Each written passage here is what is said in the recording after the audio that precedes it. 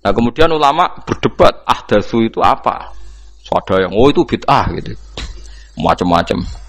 Kalau ulama Sunni ahdatsu itu ya bid'ah ibadah mahdhah. Jadi misalnya orang melakukan sholat zuhur kok 6 rakaat itu kan wong nganggur papat es kesel kok malah muni 6 itu. Utawa zuhur kok mau 3 rakaat itu kan ya itu bid'ah. Karena ibadah mahdhah. Tapi kalau masalah sosial itu fleksibel. Fleksibelnya adalah misalnya dulu Nabi naik unta, orang yang anti bid'ah juga naik Innova.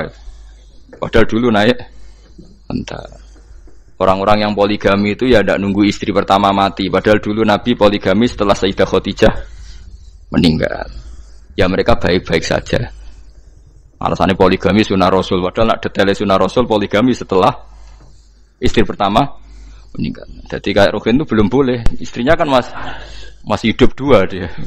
Saman kalau enggak percaya saya bacakan ayat. Wal khailah wal bihola wal hamira litarkabuha wazina. Kamu bisa naik kuda, naik onta, naik himar. Setelah kamu naik dan kamu tenang di atas punggungnya, litastawu ala zuhuri tsumma tazkuru ni'mata rabbikum idza stawaitum 'alaihi wa taqulu subhanalladzi sakhkhara lana hadza ma kunna lahu mukrimin. Artinya ketika kita naik onta zaman dulu dan tagnya memang onta, itu terus kamu baca subhanalladzi sakhkhara lana hadza. Apakah sekarang kesunatan baca itu kalau yang ditumpai onta, sehingga kalau yang naik Innova tidak usah baca itu gitu. Wah aku numpakku ora onta kok dadi ora usah maca subhanalladzi apa sakhkhara lana. Dhisik Nabi maca iku mergo numpake onta. Ya ngajak goblok bareng to, mosok umat tepuk kanthi begitu itu. Makanya sensitif, bakas bid'ah ndak itu sensitif, tidak usah dibahas, biasa saja. Nek senak ra cocok ya diem aja. Sudah, sebenarnya ra cocok kalau sampai ngelakoni tapi tidak usah komentar karena jelimet. Di kula terangno nggih cara mazhab Abu Hanifah, banyu iku ora iso najis.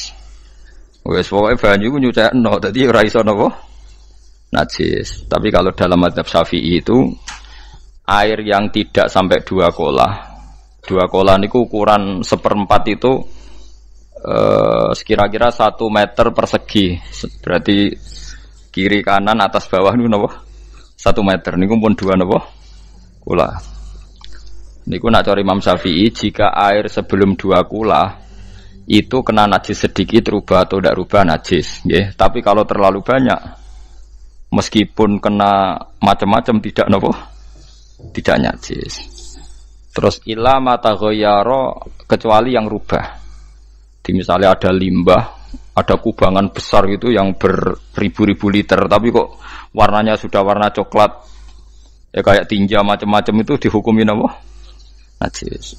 Tapi wis macam-macam malah mazhab dalam air.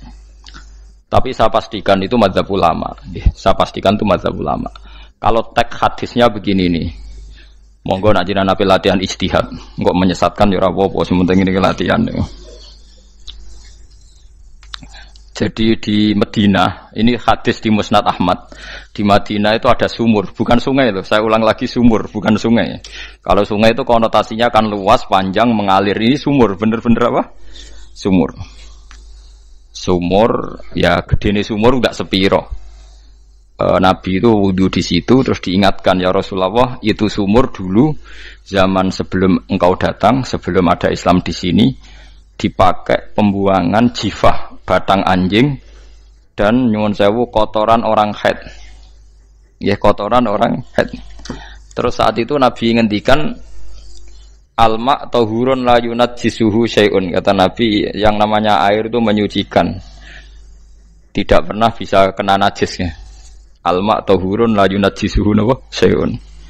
Terus Nabi wudu. Ya sudah begitu. Ya sudah begitu, sama rasa bojiro-jiro no. Alhamdulillah hadisnya ngono. Ya kan ya, paham kan ya?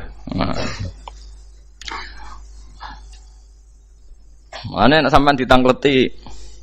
Kulon sering ditanya sama orang-orang Jakarta, Gus, saya ini punya air langganan PDAM, itu dikelola dari sungai ini. Padahal sungai ini mulai tinja sampai sapi tank macam-macam ya ke situ semua, Gus. Terus gak baunya karena kaporit. Itu gimana itu, Gus? Suci ndak itu? Terus saya tanya, lah kamu pakai ndak? Ya sudah pakai, tapi tetap tanya hukumnya. Itu kan seperti yang di Jakarta itu kan misalnya yang diolah itu kan sungai macam-macam tuh, lah itu yang limbah keluarga ya kalau untuk nyuci piring nggak apa-apa. Sapi teng macam-macam kan ke situ juga. Ya kan ya, cara kok istihad ya. Karena kalau menurut Syafi'i, 2 kolah pun tidak ada pengaruhnya kalau terlalu banyak apa? Bahan yang apa? Najis, yang limbah itu yang najis. Ya jelas najis ya. Kalau teletong sapi kan ijek ono intikal madhab, rausul makul tohir. Kotoran hewan suci itu suci. Masih banyak madhab yang mengatakan bahwa kotoran barang suci itu suci, masih bisa intikal. Kalau kotoran manusia itu lebih kriminal, nggak ada madhabnya itu.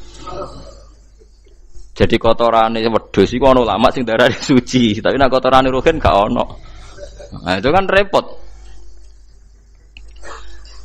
Makanya kata sebagian ahli hadis, sebaiknya hadis itu tidak usah diistihati, pokoknya Nabi ngendikan begitu gitu. Ya sudah orang terus ya sudah begitu.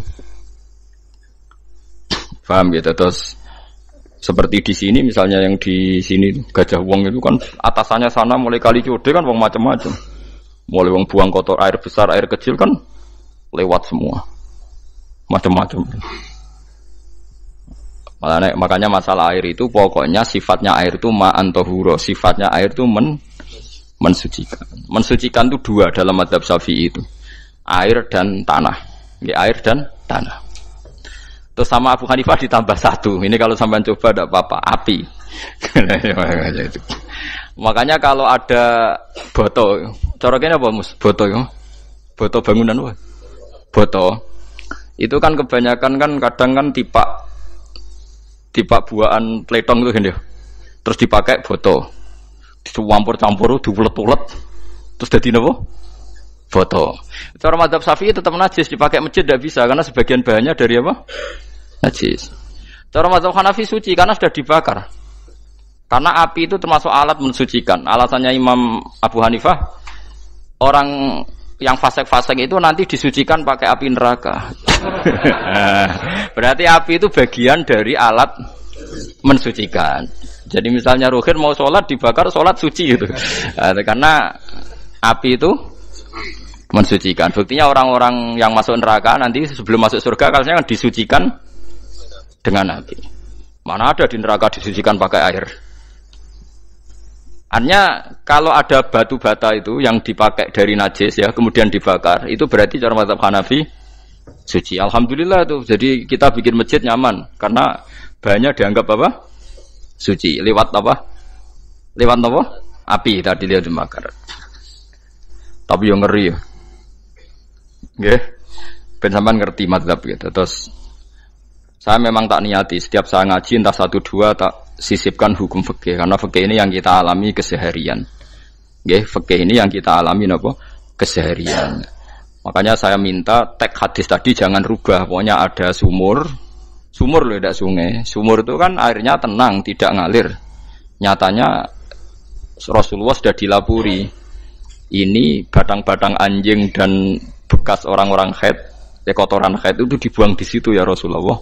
Terus Nabi menjawab, alma la yunajjis alma utahurun la yunajjisuhu syai'un. Terus orang-orang Syafi'iyah mentahmilkan dalam bahasa ijtihad itu dianggap itu mungkin sumurnya terlalu besar dan airnya terlalu apa? Banyak sehingga kotoran-kotoran itu tidak merubah warna. Tapi kata yang lain-lain masa yang bener aja gitu, masa banyu diam dimasuki kotoran gitu tidak nopo rubah. Nah itu ya itulah istihad ya. Istihad itu ya. Istihad itu guyonannya kan gitu. Pendapat saya benar mungkin salah, pendapat Anda salah mungkin apa? Benar. Karena ya sama-sama mirip-mirip itu untuk menganalisis itu. Yang jelas Allah mensifati air itu ma'an tahura, bahwa air itu punya sifat dasar mensucikan. Wah nek cara kula niku asal tidak terlalu ketok najis ngoten niku. Kaya PDAM ngoten niku, ngger gak ambu taek terus gak ambu apa nek suci ngoten mawon. Tapi kan asal usulnya di sana najis gini. Asal usul barang kok repot. Kula sering dibantai tiang-tiang sing terlalu napa was-was. Tapi jelas saya tahu sendiri. sapi teng itu ngalir ke sungai gini-gini saya tahu sendiri. Tak jawab, saya juga tahu sendiri dari langit itu langsung air turun. Jadi artinya kalau dia melihat sisi najis ke sapi teng, kamu melihat sisi dari gunung Merapi, dari langit kan langsung turun. Jadi kalau eling najis ya, tak eling suci ini kan saya gitu. Dia ngilingi yang sisi najisnya dari apa? Limbah apa? Keluarga. Wa anzalna minas sama ima'an tahura. Air itu mensucikan. Nah, terus kedua masalah fikih yang saya jelaskan di sini, tahur itu sifat mubalaghah dalam madhab selain Syafi'i. Saya ulang lagi ya. Kula warai lugat ke. Kalau orang biasa terima kasih disebut syakir, disebut apa? Syakir. Kalau terlalu banyak terima kasih disebut apa? Syakur. Kalau kadang memaafkan disebut ghafir, orang yang memaafkan. Kalau sering memaafkan disebut ghafur. Jadi dalam disiplin lughat, kalau wazan fa'ul itu berarti menunjukkan terulang-ulang. Paham nggih Pak? Apa? Terulang-ulang. Sehingga mazhab selain Syafi'i mengatakan air satu ciduk kan ya. Dipakai wudu, setelah itu mustakmalnya dipakai lagi boleh. Mustakmalnya dipakai lagi boleh. Alasannya fa'ul itu mubalaghah gitu loh. Jadi sesuatu yang terulang. Paham ya? Saya ulang lagi ya. Tahur itu kan wazannya fa'ulan. Tahuran berarti wazannya fa'ulan. Fa'ulan itu berarti ikut wazan mubalaghah. Kalau ghafir mengampuni, kalau ghafur sering mengampuni. Syakir terima kasih. Kalau syakur sering terima kasih. Berarti kalau tahir suci, kalau tahur sering mensucikan. Nah, makanya selain Syafi'i mengatakan air asal suci mensucikan, dipakai berkali-kali tetap suci mensucikan. Artinya tidak ada mustakmal, ya, tidak ada apa. Tapi kalau dalam mazhab kita kan sekali bekas wudu mustakmal, bekas junub mustakmal karena sudah pernah dipakai sesuci. Nah itu mazhab kita. Mazhab Syafi'i. Sama nanut di soalnya kalau cerita sama nak kedesek nggih nganggo sing gampang mawon. Jadi gampang kan. Ya masuk akal karena memang wazan fa'ulan itu untuk tadi untuk litakrir tadi untuk mengulang kayak ghafir nyepuro ghafurun sering nyepuro. Paham ya? Makanya orang itu kalau zalim itu ya zalim, kalau zalum banget zalime. Makanya disebut Quran wa kanal insanu zaluman jahula. Zalim itu zalim biasa, zaluman banget zalime. Jahil itu goblok biasa, jahulan banget gobloke. Berarti kalau tahuron banget nyuciin berarti diulang-ulang. Makanya mazhab lain mengatakan air itu tidak ada mustakmal. Dan saya kadang ya intikal mazhab begitu. Nah intikal gimana? Coba kalau di hotel itu mustakmal. Hotel itu kan kotaannya cilik toh kan. Tahu nginep hotel mari rohen. Kotaannya cilik. Terus kalau kita misalnya junub atau apa pakai ciduk itu kan tetap nyiprat temus. Nyiprat kena banyu di kotak yang cilik. Jadi kalau gak intikal mazhab pusing kan kita. Iya kan? Terus kemudian intikal lah ya suci guys. Takoki pangeran, kok mbok bolak-balik intikal mazhab Gusti. Jare sapa jare Gus Pak ngono takoki. Lah kowe muni kowe kok ora takoki malah pusing. Kayak Mbah Khalil Bangkalan itu. Kalau nalkin mayit itu masyhur Mbah Khalil Bangkalan. Tidak nalkin mayit itu. Yo kan yo, aku sibuk urusanku akeh. Takoki malaikat ngenteni Mbah Khalil. Tinggal mire. Sing ngono tok. Nalkin meneh. Yo ciyo, soe nak takoki malaikat marbuka manabiuka ngenteni ketuane. Maksudnya ngenteni dekne. Ya sudah ditinggal itu. Ya orang ditakoki wong dekne orang kabudut. Pokoke diwarai kabeh. Nah, terakhir beliau rodok modern. Ngenteni ketua rombongan pokoknya. Jadi nanti yang jawab itu ketua rombongan. Tapi aja tiru kan ngono takoki malaikat ngentosi Gus Pak. Aku teko tutuki mawon Gusti. Sewen. Yakin muga ruhin ngomong ngoten kula ngomong bukan nangkir. Kamu tahu kan tugas standar Anda apa? Ya tugas standare bukan nangkir nutuki iku wis biasa wae. Biasa nutuki takkan apa? Nah itu mungkin guyone wali ku jek mungkin. Kadang orang itu engkar ndak bisa. Yaitu tadi piye wae resmi teksnya Allah tu yaumana kullu unasim bi imamihim. Nanti manusia dipanggil itu per ketuanya. Bukan per individu kesuwen. Jadi ada teori itu yang mungkin benar. Teori itu yang mungkin benar karena kita nanti di mahsyar juga dipanggil ketuanya dulu. Jadi ya ma'asyarus Syafi'iyah, terus Imam Syafi'i disuruh maju, ya ma'asyarul Malikiyah. Karena ketua ini nanti yang menciptakan madhab. Karena ada pepatah an-nasu ala dini mulukihim. Manusia itu ngikuti tradisi ketuanya. Lagi coba orang Indonesia mbok bodoh, mbok ora, mbok pinter, mbok ora, nggak Abu Bakar ya radhiyallahu anhu. Coba kalau tradisinya Syiah, mungkin Abu Bakar laknatullahu alaihi kan gitu. Ya kita tidak tahu begitu. Akhirnya kita ketiban apik karena menghormati apa? Sahabat. Artinya ketua itu penting, menciptakan suasana ketua itu penting. Coba kalau tanpa ketua, mungkin kita tidak punya tradisi. Makanya dipanggil itu ketuanya. Makanya sampean milih ketua itu yang benar. Setidaknya orang ikhlas. Misalnya rapati bener, penting ini ikhlas. Ngeri itu kalau pas sampean dipanggil nunjuk ketua itu. Kemudian ketua partai, wah panggil pangeran bingung sampean. Ketua sopo nyebut ketua partai. Ketua nih partai dia celok pangeran Melayu. Wah ngadepi pangeran meriang tetep.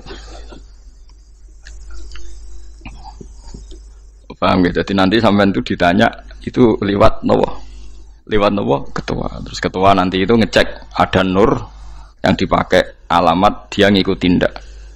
Nah yang paling ngeri ya termasuk Rasulullah itu nanti pakai standar itu. Inna umati yut'auna yaumal qiyamati hurran muhajjalin min atharil wudu. Itu kan ada tanya jawab sama sahabat. Kata Rasulullah, kamu tidak usah khawatir kalau saya meninggal. Meninggal saya itu baik. Hayati khairun lakum wa mamati khairun lakum. Saya hidup di antara kalian ya baik, setelah saya meninggal juga baik. Ya Nabi ya unik.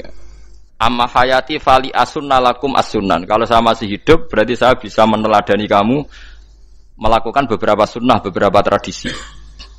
Sunnah itu tradisi. Jadi orang kudu artinya sunnah itu wajib atau sunat.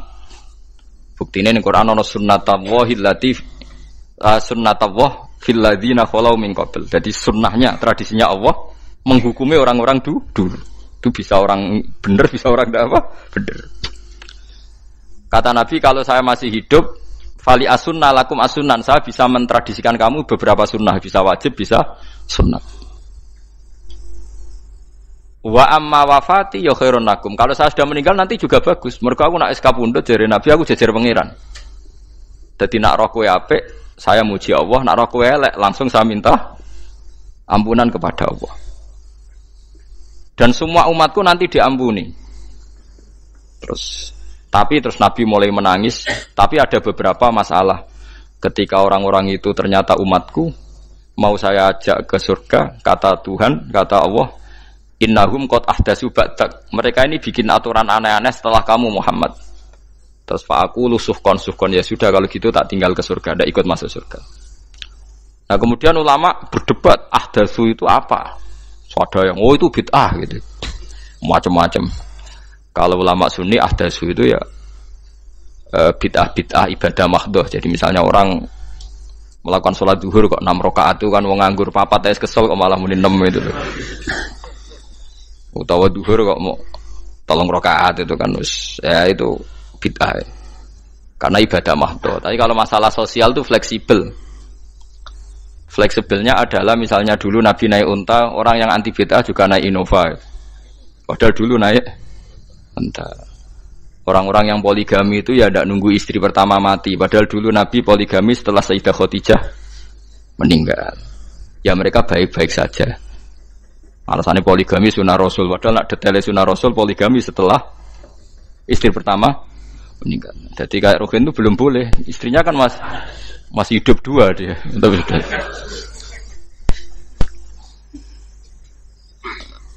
Nah, bahkan artinya kalau sampean memaksakan gitu. Sampean kalau enggak percaya saya bacakan ayat. Wal khailah wal bihola wal hamira litarkabuha wazina. Kamu bisa naik kuda, naik onta, naik himar. Setelah kamu naik dan kamu tenang di atas punggungnya, litas tahu ala zuhuri, sumatas kuru ni'mata rabbikum, idza stawaitum alaihi wa taqulu subhanalladzi sakhkhara lana hadza ma kunna lahu mukrim. Artinya ketika kita naik onta zaman dulu dan tagnya memang onta, itu terus kamu baca subhanalladzi sakhkhara lana hadza. Apakah sekarang kesunatan baca itu kalau yang ditumpai onta, sehingga kalau yang naik Innova tidak usah baca itu gitu. Wah, aku numpakku ora onta kok, dadi ora usah maca subhanallah dia apa?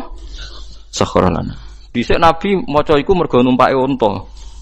Ya ngajak goblok bareng tuh, mosok umat tepuk kanthi begitu tuh. Makanya sensitif, bakas bid'ah Anda itu sensitif. Tidak usah dibahas, biasa saja. Nek senara cocok ya diem aja.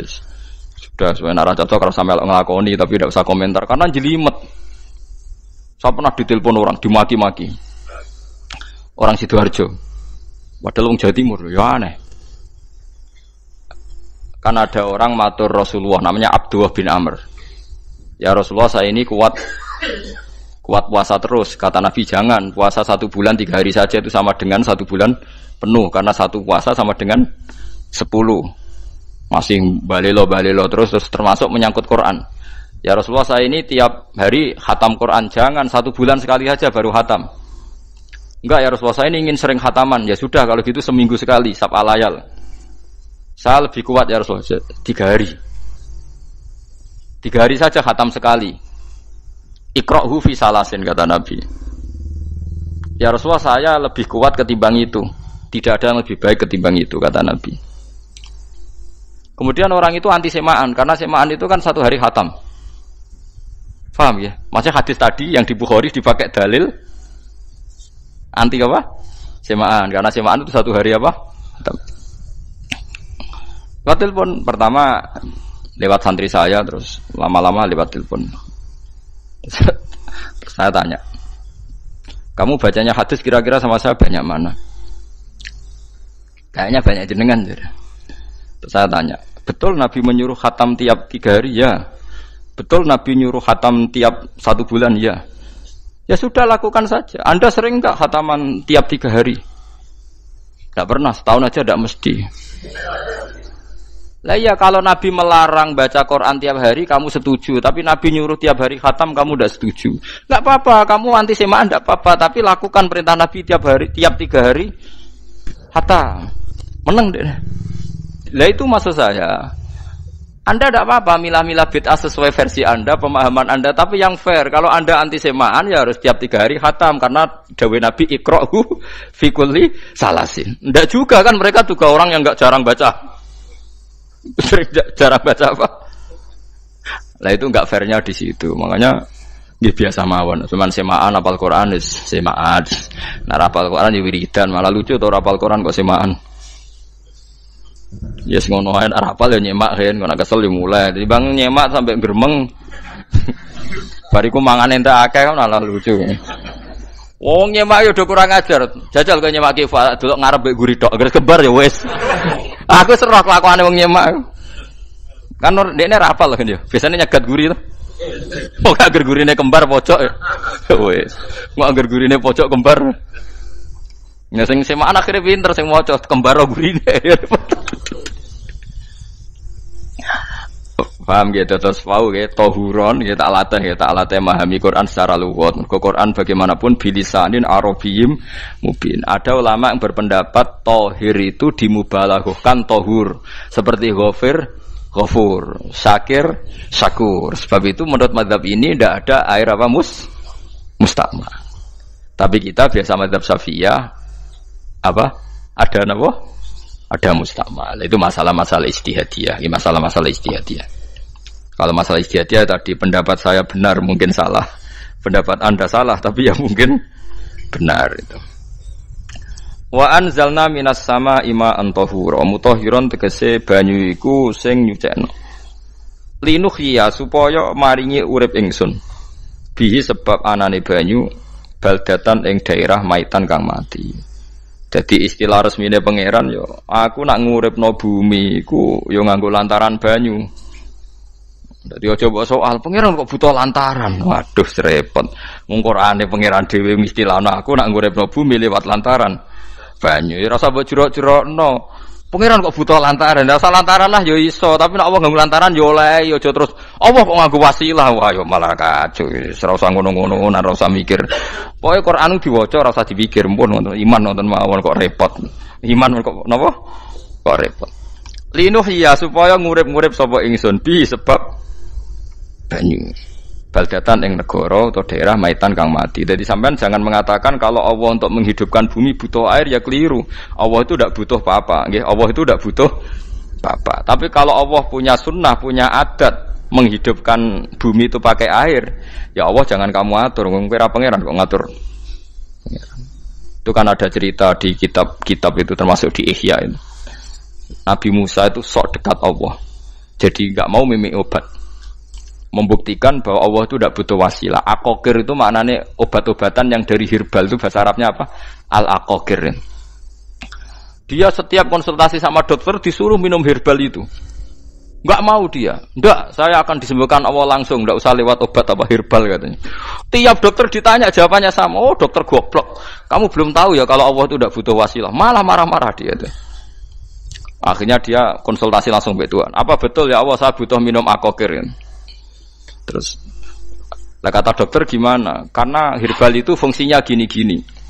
Terus Musa sing gawe fungsi herbal ngono iku sapa? Nggih jenengan. Lah yo aku gawe fungsine ngono kowe ngombe kok ora gelem. Sing gawe ku ya aku. Jadi sing gawe bodrek ku nak kowe ngelu, bodrek mandi sing gawe ku ya pangeran, rumangsamu sapa?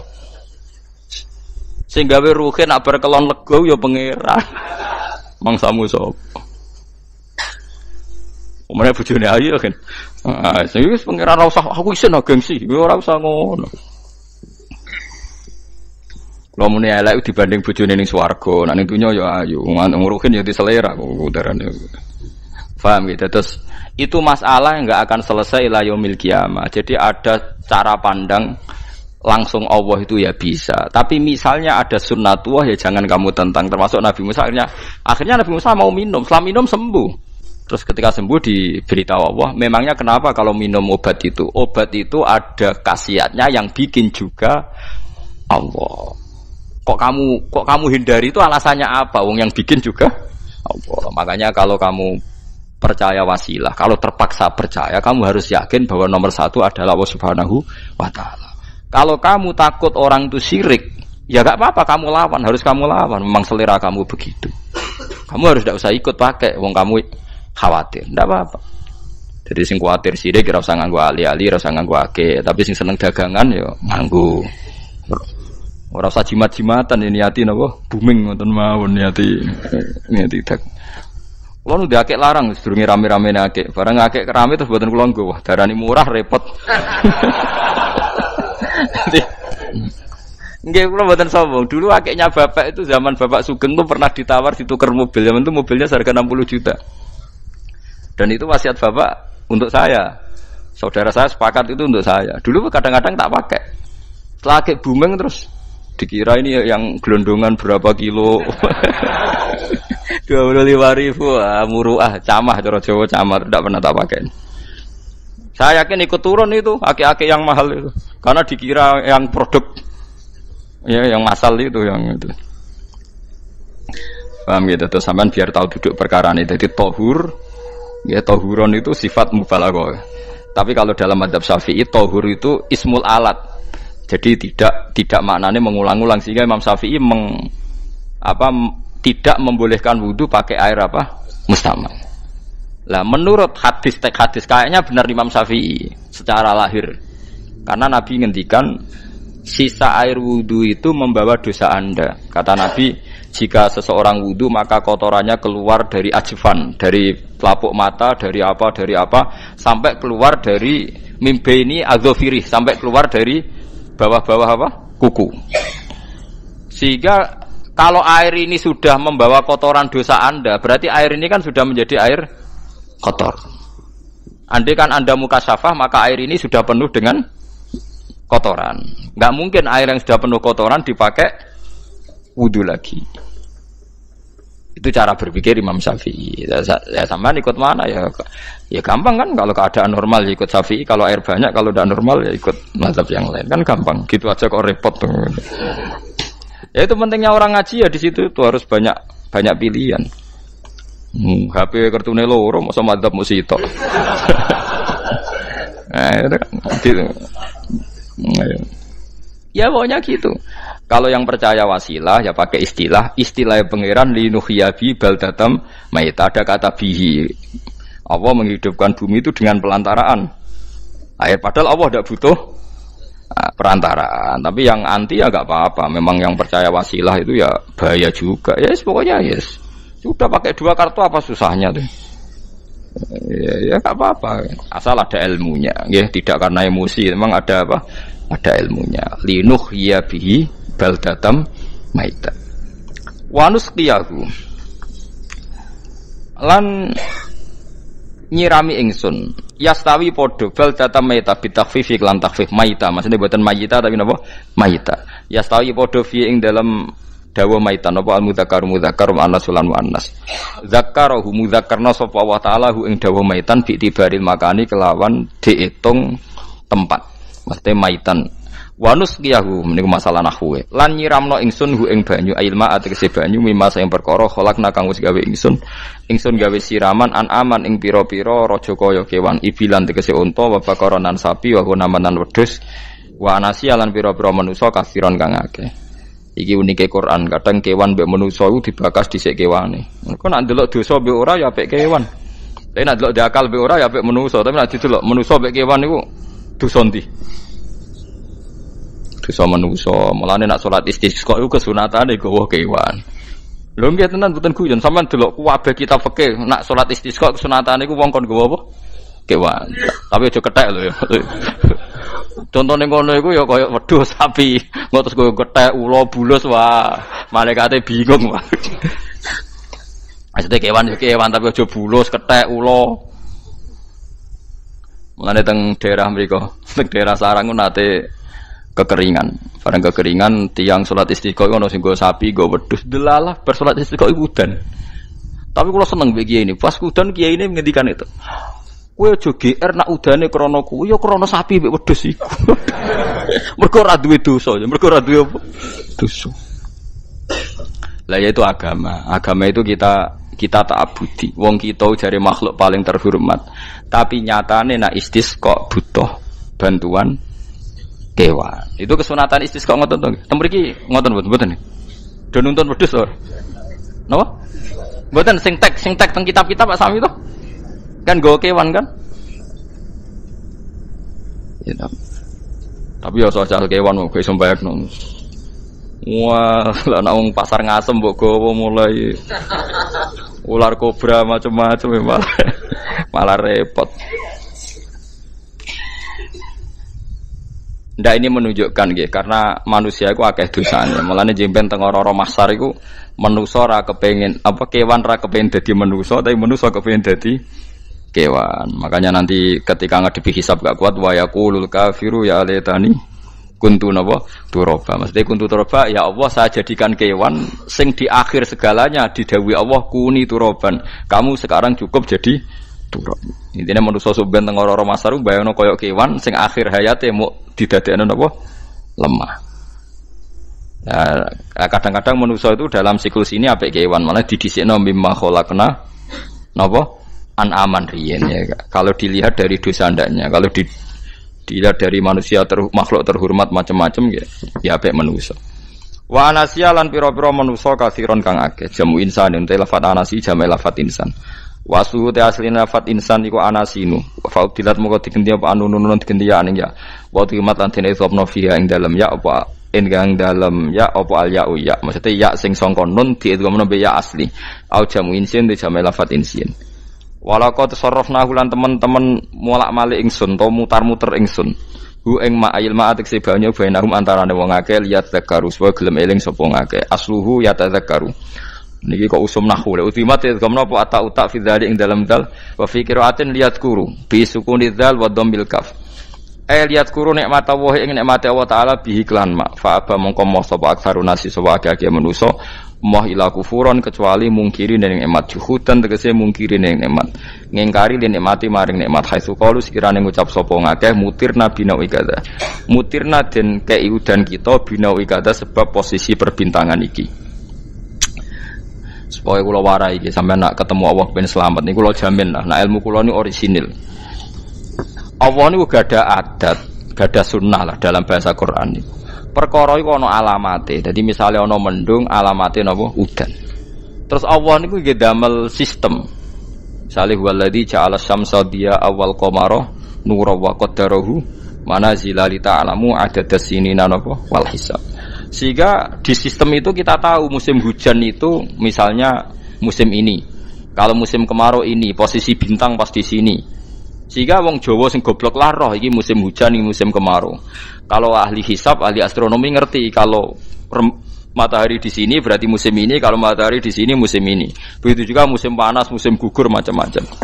Itu kita tahu, itu sunnahnya Allah dan itu yang bikin Allah, kita tahu. Tapi sekali ada hujan kok kamu bilang begini, wajar udan deres wong rendeng. Itu Allah tersinggung karena kamu nganggep udan itu jasane rendeng, ora jasane pangeran. Gak repot ngadepi pangeran. Ya memang begitu. Karena inginnya Allah manusia itu punya dua kecerdasan. Kecerdasan yang diciptakan nubuwah yaitu akidah dan kecerdasan yang diciptakan sains yaitu pengetahuan. Itu inginnya Allah. Jika menyangkut hisab dan ru'yah yang diperdebatkan oleh Muhammadiyah itu sebetulnya juga masalah sepele. Masalah sepele itu begini. Siapa sih yang mungkiri hisab? Wong hisab itu ya nasib pangeran li ta'lamu adadas sinina wal hisab. Siapa sih yang mungkiri ru'yah? Wong ru'yah itu hadisnya sahih. Yasumu li ru'yati wa aftiru li ru'yati. Fa in humma 'alaikum fa akmilu iddata saban salasina yauman. Jika kamu ragu ya ikmal. Ikmal itu menjadi 30 hari. Sekarang sampean saya tanya, ikmal 30 hari itu dari hisab apa ru'yah? Hisab kan namanya ikmal itu pakai saiki wis 29 nak kepen ikmal 30. Lho ikmal itu ru'yah ta hisab? Hisab. Jadi apa susahnya sih pakai dua ilmu itu? Tapi sekarang jadi politik identitas. Pokoknya kalau ru'yah itu NU, kalau hisab itu Muhammadiyah. Terus dijak goblok bareng kan kita. Mulane susah jadi ulama itu. Mergo dijak goblok nih lho. Ya sama seperti kunut ndak kunut. Saya Muhammadiyah itu lahir tahun 1912, NU 1926. Orang tahu semua sebelum itu zaman Madzhabul Arba'ah Abu Hanifah itu ndak kunut, Imam Syafi'i kunut. Terus kamu bilang Syafi'i NU, Abu Hanifah Muhammadiyah. Memangnya Imam Syafi'i tahu Rois Am? Jadi kita yang ulama itu biasa saja karena melihat Imam Syafi'i itu kunut, Abu Hanifah ada kunut. Tahu-tahu sekarang jadi politik identitas kalau kunut itu NU, ada kunut Muhammadiyah. Memangnya Imam Syafi'i tahu dadi Rois Am ning PBNU sing liwat ahwa kan mboten ate. Jadi kalau ulama itu lebih sederhana cara berpikir. Ya sudah, hisab itu ya ilmunya Allah, ruya ya ilmunya Allah. Jadi misalnya dagang dihitung, kalau dihitung itu rasional berarti sain. Kalau tidak dihitung kok berarti jenenge kejutan ya enggak, kita pernah ngalami semua. Kita pernah ngalami dua-duanya kan. Dihitung ya pernah laba, kejutan ya pernah. Musim sulit dagang rugi ya biasa, kecengklok rugi kebodhon biasa sama pernah. Anggap aja kalau rutin namanya sain sesuai hitungan pengetahuan. Kalau model ngono kejutannya selesai kan. Kok dibenturkan? Kejutan sama rutin itu absolut mana? Akurat mana? Ya ngajak goblok bareng. Paham ki biasa mawon wong sing seneng ilmu tuh ben biasa roh iku roh dojo ben. Ya ben biasa. Nah sekarang itu usum anti ilmu itu usum. Yang usum sekarang itu politik nopo identitas. Soalnya batik wong Yogyakarta, wah batik nasional berarti wong batik wong Indonesia, anak batik ra wong Indonesia. Jadi batik nopo pakaian apa? Nasional. Ya wong golek hadis nganti ngelu kesunatan ibadah nggo klambi putih. Ora ana kesunatan ibadah nggo klambi nopo? Batik. Tapi nak kowe wong alim ben diarani klambi putih gak wajib, kudu kadang-kadang nganggo batik, nggo nunjukno nak nganggo putih iku. Saya itu seingat saya belum pernah ngaji gak pakai baju putih. Karena pikiranku sederhana, sering ditanya, "Gus kowe wong alim ra tau joban." Nah joban koyo wong Arab. Nak batik kesane kok ora sunah Rasul seneng putih, setengah-tengah nganggo hem putih wis sunah Rasul tapi tetep Indonesia. Wis tak pikir wonten. Lah rugen ra mikir nganggo batik. Tapi itu tadi saya masih husnudzon. Jika jadi tren nganggo klambi hem putih dianggap wajib, harus ada yang pakai batik untuk menunjukkan kalau ndak wajib. Lah mungkin dia termasuk begitu melok. Makome dekne iku wis nglurusno. Itu ndak tahu saya kalau. Oh itu berarti sudah tinggi, kelasnya sudah tinggi. Jadi menurut saya tengah-tengah ya pakai hem putih kalau sholat. Tengah-tengahnya ada anak jubah terlalu Arab. Nak batik be Nabi ngendikan kesunatane ibadah itu pakai putih. Nganggo mori kok wong mati ya sudah sudah tengah-tengah. Menurut saya, sama ndak harus ikut saya. Tapi jika itu dianggap wajib, kadang-kadang jangan pakai putih. Seperti Jabir bin Abdullah itu terang-terangan, sama tak ceritani. Dulu ketika Jabir bin Abdullah sahabat yang terkenal itu Jabir, termasuk minas sabiqin al-awwalin itu. Jabir itu sholat di masjid itu bajunya dicopot, terus sarongan itu dicancang di gulu, kayak wong kuno-kuno. Sarongan sitok dicancang di gulu. Bawa baju diletakkan di soko masjid. Setelah itu orang tabiin melihat dia secara sinis. Tabiin itu generasi setelah sahabat. Marah-marah ketika dimaki, masa engkau sahabatnya Nabi sholat bisa bin wahid, pakai baju satu dicancang bisa. Terus Jabir mulai cerita, kamu jangan bilang pakai serban itu sunat, kamu jangan bilang pakai jubah sunat. Bagaimanapun menjadi sunat karena kamu punya, sehingga kamu bilang sunat karena kamu punya. Dulu kita zaman Rasulullah masih hidup, kita semua itu tidak punya baju, punyanya satu. Sehingga Nabi tidak berani mensunatkan pakai baju dua, kesunatan serban, karena kita hanya punya pakai baju satu. Kita harus mikir bagaimanapun di antara kesunatan itu karena kita mampu. Setelah tidak mampu, tidak ada sunat. Terus Jabir mulai marah-marah, termasuk yang diceritakan. Kalau kamu bungkus orang mati gimana? Ya tak bungkus utuh sampai sikil bedasi raketok. Ya kan ya, nak ini orang mati dibungkus sempurna tuh. Nanti kok pepes itu ya dibungkus, terus bariku lagi dibuka raine ya. Ya mus, sing mudin-mudin rai ya.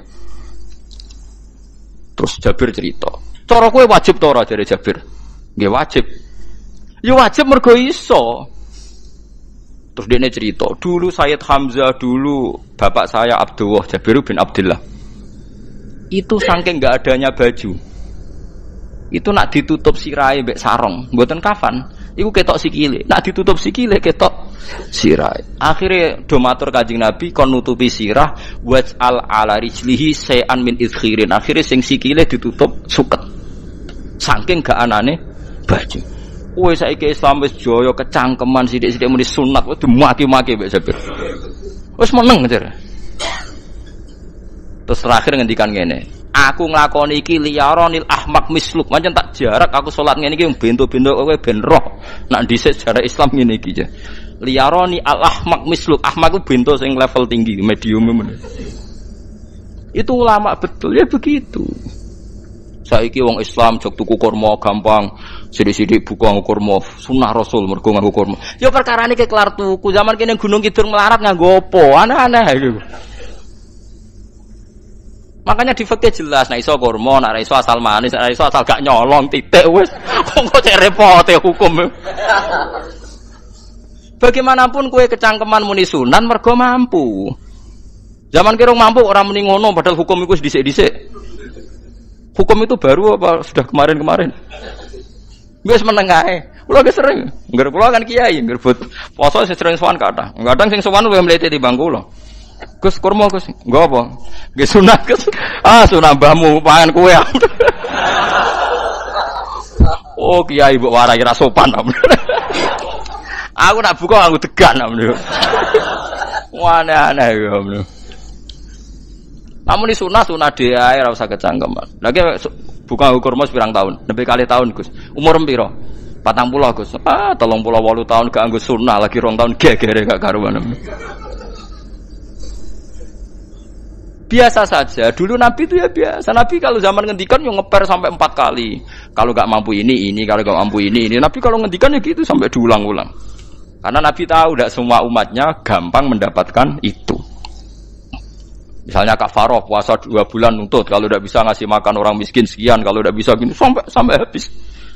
Kulo ma'rufin sedekah, kalau tidak bisa ya Rasulullah firsana satin, sampai ludus gak usah sikit tamrotin. Kalau gak bisa fabi kalimatin thayyibah, cangkem sing apik. Nek ra iso sementing aja merengut. Terakhir walau bitol qatin apa? Wajin.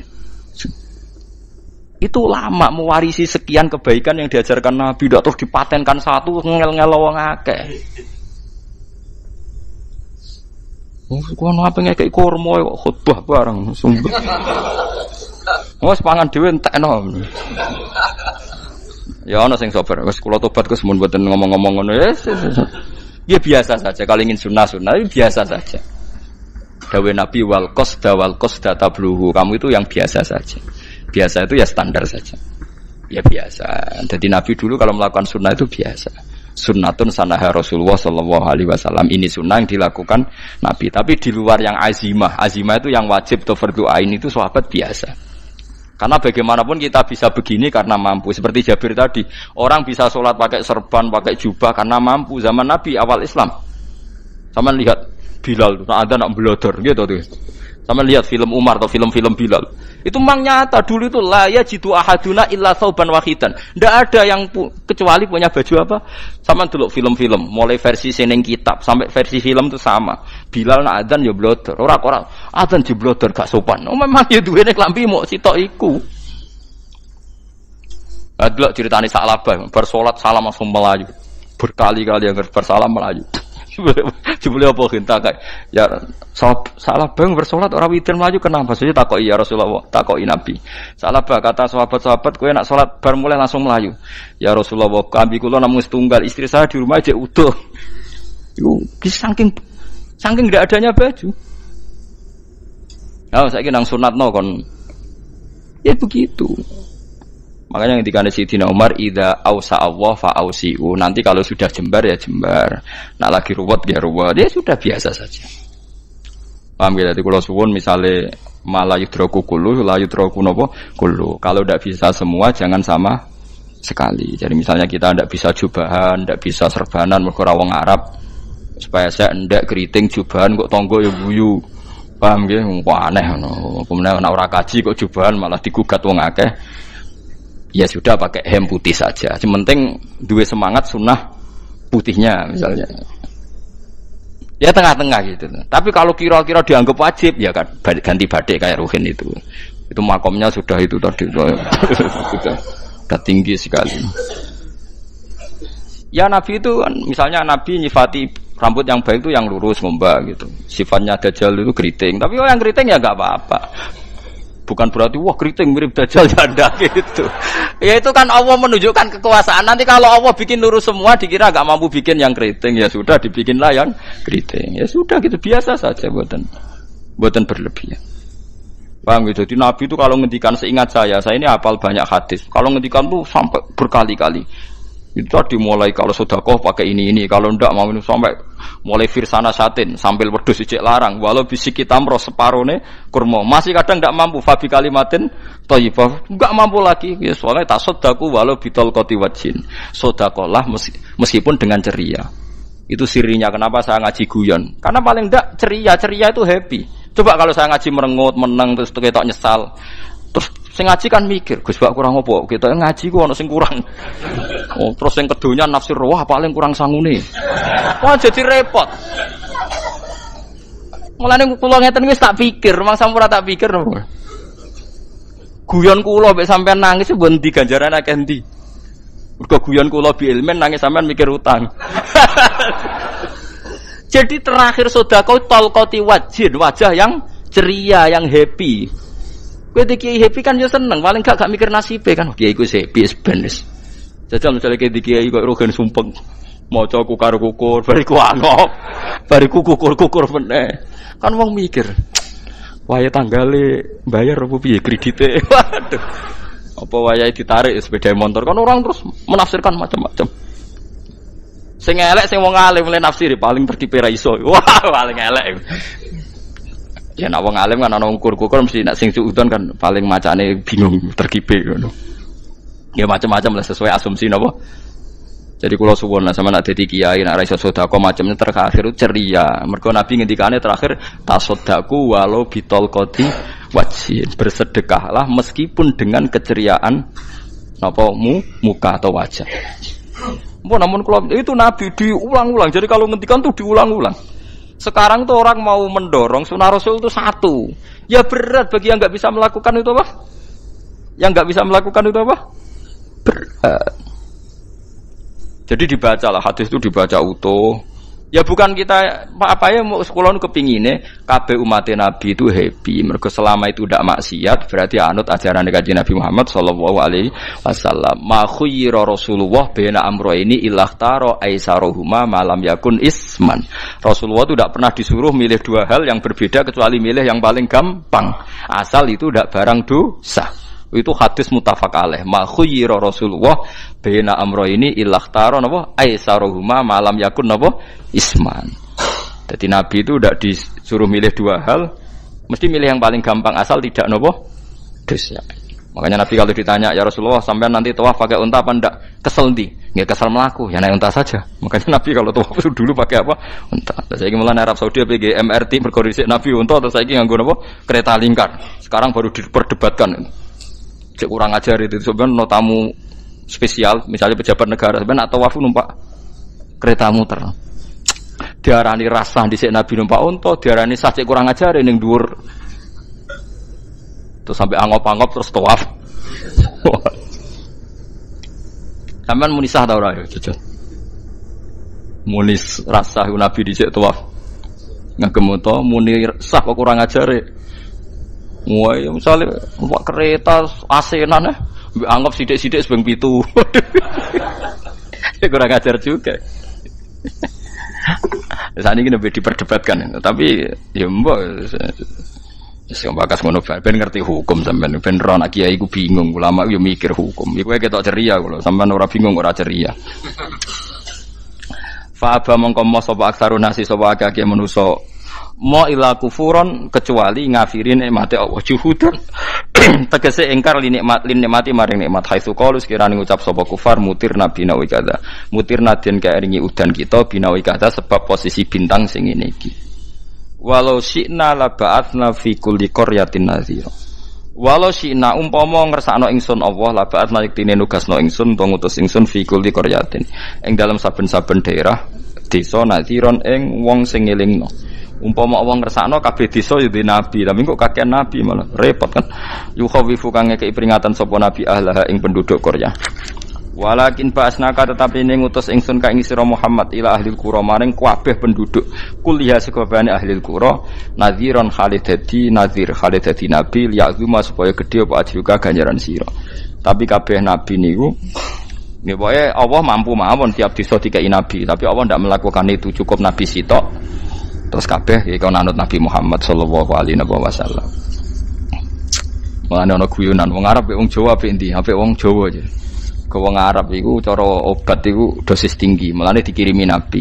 Wong Jawa cukup mudin, cukup kiai wis Islam. Dadi rapati salah lah. Penyakitnya ringan jadi diobati kiai iku wis dadi iman. Nah wong Arab kudu napa? Nabi. Berarti penyakit berat mek ringan apik endi?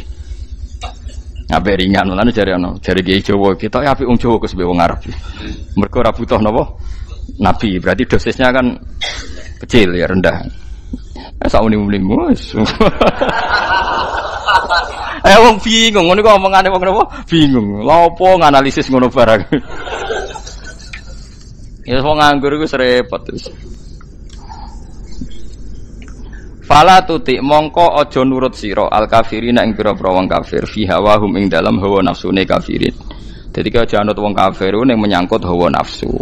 Tapi nek menyangkut kebaikan wong kafir sing kita kadang kalah baik dalam hal sosial, ya malah Allah kadang melehno kita mergo kok kalah mbek wong kafir. Nggih misale ngeten nggih, makanya Imam Suyuti nafsiri fala tutil kafirin ai fi hawahum. Dalam hal yang bersifat hawa napa? Nafsu. Misalnya begini, saya contohkan, Allah melehno wong mukmin. Ada sahabat ketika perang itu tangannya terputus, kakinya juga terputus. Terus matur Rasulullah, ya Rasulullah gara-gara perang derekno engkau, saya tangannya putus, kaki saya putus. Ternyata tidak diapresiasi sama Allah, malah disalahkan. Gini kok Allah terus nurono ayat iyam saskum korhun faqad masal qoma korhum misluh. Jika Anda luka karena perang, orang kafir pun luka. Wong kafir, wong gento wae wani luka demi kekafiran, kok kuwe wong Islam jare demi Allah ora wani luka. Jika masyhur di kalangan para ulama, nanti setiap kebaikan itu dibandingkan kezaliman. Ya saya ulang lagi, nanti setiap kebaikan itu dibandingkan kezaliman. Misalnya kita jadi kiai ora enak, ora gaji tetap, setepak-tepaan, kadang untuk duit, kadang ora. Enak jadi PNS gajinya tetap. Nanti kita disalahkan Tuhan. Pedagang narkoba itu gajinya juga enggak tetap. Risikonya tinggi, ditangkap polisi, hukumannya mati, itu saja berani. Kowe ngiyai trimo ngono rawani. Kowe tahajud kanyeben, bengi-bengi tangi tahajud kanyeben. Tukang maling ayam bengi-bengi tangi nyolong. Risikonya tinggi ya anyep wani. Jadi nanti kowe di depan Tuhan dimaki-maki, kesalehan kita akan dibandingkan kezaliman. Lan ana wong saleh diutangi dhuwit ora oleh medhit, sebenarnya dibandingno. Maling mbek maling utang-utangan, wong saleh ora utang-utangan. Ya memang begitu. Nah itu yang dimaksud ayat intakunu ta'lamuna fa innahum ya'lamuna kama ta'lamun wa tarjuna minallah ma la yarjun. Jika kamu merasa sakit karena berjuang demi agama, orang-orang zalim juga sakit karena kezalimannya. Toh mereka berani. Coba jadi kiai bandar narkoba resikonya tinggi mana coba? Resiko jadi bandar narkoba, antar geng narkoba juga musuhan, takut ditangkap polisi. Jadi kiai paling ngomong hasud sidik-sidik, paling wong ngrasani. Kiai iso ngene omong tok, ora iso nglakoni, paling gitu. Padha kiai ini paling hasud. Ya sidik-sidik lah, paling serek. Kalau bandar narkoba gak cocok, nembak. Karena rivalitas mereka ekstrim. Sehingga kalau sampean cemen jadi kiai nanti ya diingatkan Allah dibandingkan orang apa? Zalim. Jadi eling-eling ya. Terus semua kesalian kita, loyalitas kita pada agama nanti dibandingkan orang zalim karena mereka loyal sama pekerjaannya, sama kezalimannya. Enggak terus preman-preman nak belani konco wani mati. Kadang kiai santri belani kiai ini rapati wani mati. Wis repot preman-preman nak tobat wis repot. Kula nu rada nyesal mek tobaté preman. Nak ana preman teng perapatan tobat. Niku terus neng masjid, men itikaf, terus mbek wong sopan. Niku ora pas ajane. Nah, tobat itu tetep neng perapatan. Sing dhisik gagu wong disingkirno. Dadi ku tobat tenan sehingga dhisik perapatan sing gawat dadi gak gawat. Mergo sing preman gawat diganti preman sing lunak. Ora terus neng masjid ya sing iki tetep diganti generasine ngono. Mestine maksudnya mesti ora kok terus elek mboten mestine tobaté ngoten niku. Sayyidina Umar itu dulu itu menakut-nakuti orang Islam. Angger ana ndekne wong Islam wedi kabeh. Terus Abu Bakar ya wedi kabeh wedi. Suatu saat Rasulullah mlaku-mlaku ngerti Umar gulut ning ukat, menangan. Kata Rasulullah andikan yang Islam itu hebat Islam. Hanya Rasulullah berdoa wa ma'izal Islam fi Umar. Akhirnya Umar masuk Islam. Hari Kamis masuk Islamnya. Wis kira tau mikir to sadinane kula roh sadinane dongane Kamis masuk Islam Jumat. Ning omahe adike ning gone IP-ne. Mergo diwacana Quran surat Toha. Bareng Islam metuki Nabi, mohon walhasil bar Islam teng Zaid bin Arqam ning mbene Nabi terus langsung marani omahe Abu Jahal ora terus ning masjid menenge mboten langsung marani Abu Jahal. Angger ki ganggu Nabi tak pateni. Bariku marani Abu Jahal, aku saiki wis Islam iki ganggu Nabi tak pateni. Gentenan wong kafir sing delik. Paham nggih? Jadi enak lho maksudnya. Lah misalnya terus Umar dadi sopan santun terus ketemu wong dilo, ketemu Abu Lahab monggo derek akhir. Wah. Kacau. Artinya enggak ada perubahan kan kalau gitu. Lan Ruhin mantan preman mboten kok tobaté ning kene ora roh kok. Mboten harus kiai dene. Mestine ngoten. Makanya Wahsy itu yang bunuh Sayyid siapa? Hamzah. Karena dia disuruh Hindun itu istrinya Abi Sufyan itu. Itu setelah membunuh Sayyid Hamzah dan dia Islam. Dan Nabi tidak siap melihat wajah Wahsy. Sumpahnya Wahsy apa? Saya bersumpah akan membunuh orang paling dibenci Rasulullah. Sebagaimana saya pernah membunuh orang paling dicintai Rasulullah. Terus tobatnya dia mateni Musailamah al-Kadzab. Wong sing ngaku Nabi ngarang Quran. Itu tuh sing mateni sinten? Wahsy. Jadi Wahsy sebagaimana aku pernah membunuh orang paling dicintai Rasulullah. Tobat saya membunuh orang paling dibenci Rasulullah. Lha misalnya terus Wahsy tobat, sampean nyapu masjid, terus gak duwe selera tarung. Zaman kafir tarungnya tenanan, bareng Islam menyapu masjid. Bariku ngiseni jedinge terus bareng dijak perang wedi wae repot. Ya niku ide kula tapi ora kudu nglakoni. Nek mau cerita ilmu sampean ora kudu nglakoni. Ya tugale wong preman brah-brah. Blojo narkoba entek akeh dilakoni, nggo judi diakoni. Sewengi orang preman itu kalau judi 2 juta 3 juta loh. Bareng tobat ngeboni masjid 10.000. Padahal dunyane jek akeh. Mestine tobat yo. Saya zaman judi semalam 3 juta. Sekarang kalau pengajian atau ke masjid semalam 3 juta 100 lah minimal diluwai. Ora malah pas tobat nglebokno amplop masjid yo. 10.000, kadang 2.000. Serepot-repot. Tapi ya apik tobat, mesti iki cerita. Ndak begitu, mestinya berbanding. Paham nek sampean takok tobat itu cara ulama nggih ngoten niku berbanding. Mulane riyen Khalid bin Walid itu jadi panglima perang Islam itu. Saya masih ingat makalahnya Khalid bin Walid, fakama anni aktsartul qatla fi kufri aktsartul qatla fi islami. Dulu ketika saya kafir adalah sangat banyak membunuh orang Islam. Perang Uhud kalah itu karena panglima orang kafir adalah Khalid. Dia cakap sekali dalam ngatur strategi perang. So Khalid itu utek elek kan, pikirannya ala sahabat yang menuso ruhin es kayak wong wedok ambek apa jenenge ghanimah mesti medun. Sahabat ora kabeh kaya aku kan ono kaya kue barang macam-macam. Gunung Uhud itu dhuwure mok sak musolane iki Jamira Gunung Uhud kaya Merapi niku mboten.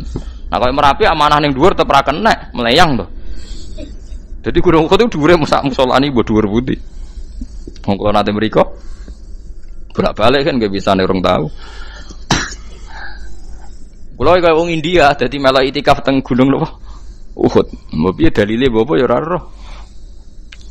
Lah itu Khalid bin Walid pinter, dia ketika kalah itu muter ke belakang terus ghanimah itu dilepas. Ya dulu itu dalam perang dulu tuh ghanimah itu kan perempuan sama apa? Ya sama barang-barang itu. Ketika dilepas itu dianggap sudah mengaku kalah. Ada sahabat yang kok ruhin itu udah akabir sahabat, ada sahabat papan atas, sahabat yang seperti itulah. Sahabat kebanyakan turun ternyata Khalid itu muter terus naik dari belakang.